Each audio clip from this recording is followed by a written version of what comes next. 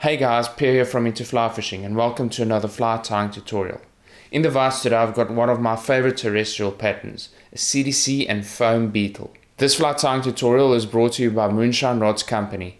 Subscribe to our YouTube channel and check the links in the video description below to see my full hands-on look at their new Vesper 3-way 10-foot 6-inch Euro nymphing rod.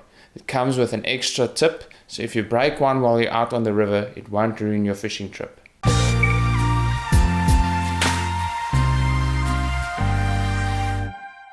The tools you need to tie this fly is a vise, a bobbin holder for your thread, a whip finishing tool, a sharp pair of scissors, a bodkin, and a paper clamp to work with a CDC. In the vise I've got a Moosh 8422 in a size 12. This is a standard shank, wide gape and barbless dry fly hook. Attach the thread about a quarter of the hook shank behind the eye of the hook. For thread I'm using Griffith Shear 14-0 in the color cinnamon. Once the thread is secure you can break or cut off the excess. Now spin the bobbin holder counterclockwise to open the thread and make touching wraps all the way to the bend of the hook. Now run your thread about 3/4 of the hook shank forward and leave it hanging there.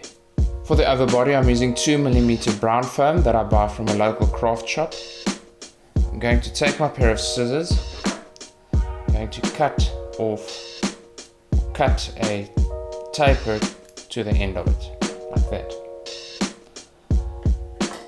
Now place the tip where you left the thread, just trap it with your thread with this trapping wrap and wrap all the way back, securing the foam. Stop once you reach the base of your thread base. We're going to go back a little bit more, slightly a bit more. That should be fine. Now run your thread all the way forward, securing all of the loose foam. For the underbody I've got 3 or 4 strands of peacock roll that I just cut the ends off so that the tips align.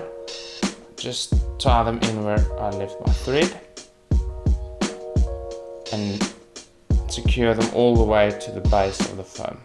Make sure that you tie them in on the side or leave them tied in on the side of the shank, as this will help you to wrap the peacock roll around the dubbing brush that you're just going to make.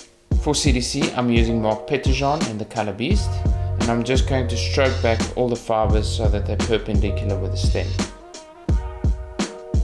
Now transfer one of the sides of the CDC feather into a paper clamp.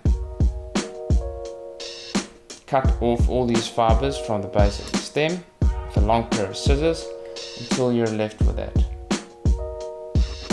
Open your thread by spinning the bobbin counterclockwise.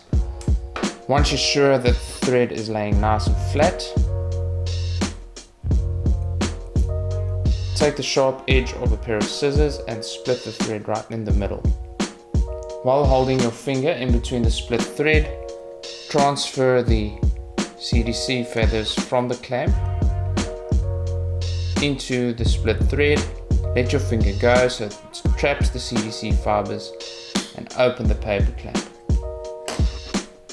Now create a 90-degree angle from the body of the fly to your finger and to the bobbin here at the bottom. Now spin the bobbin clockwise now so that it spins the CDC and forms a nice dubbing brush. Now what we do is we take the peacock roll and wrap it around this dubbing brush so that we have one nice buggy looking sort of piece of chenille we created.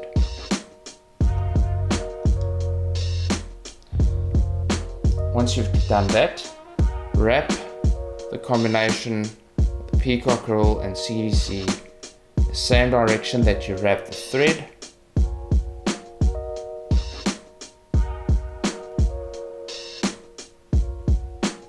Once you reach the eye of the hook, untwist the peacock roll from the thread again and use your thread to secure it in place.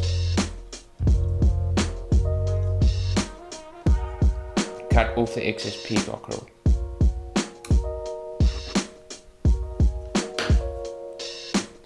Now just stroke back all the fibers and clean up the eye of the hook so that you don't struggle later on the stream to thread through your tippet. Now you'll see there's a lot of CDC fibers facing upwards, so we're just using our fingers to stroke them down before we fold over the foam. And we bring the foam over, tie it in right where we left the thread. After you secure the foam, transfer the thread in front of the foam and then just go onto the foam again. With a pair of scissors, come in and cut off the foam just behind the eye of the hook.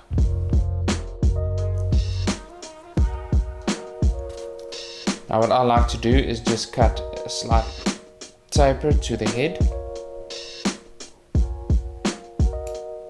just like so.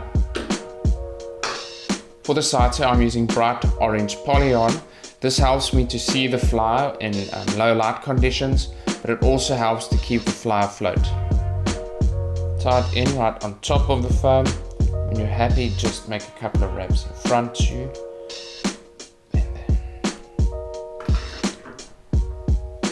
Cut the polyon off about the same height as the head of the fly. For the legs, I'm using round brown rubber legs with orange barring. Just going to slide that in under the thread to secure it in place. Now I'm going to rotate my fly around and come in with the other pair and secure it in the same way.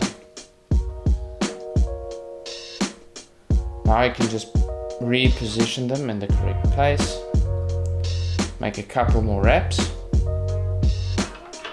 What I do is just fold them up like that and trim them all to size.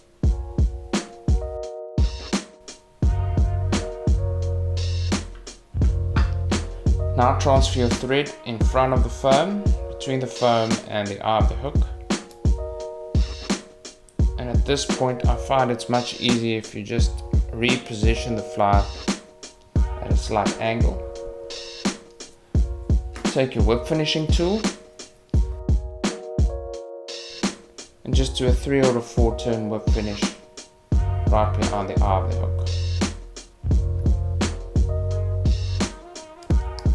Make sure that you pull the knot tight, that it seats correctly. Trim off the thread.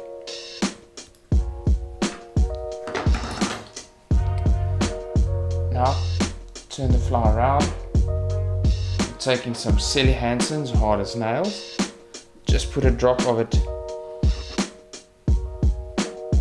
on the exposed thread. This will just make for a much more durable fly.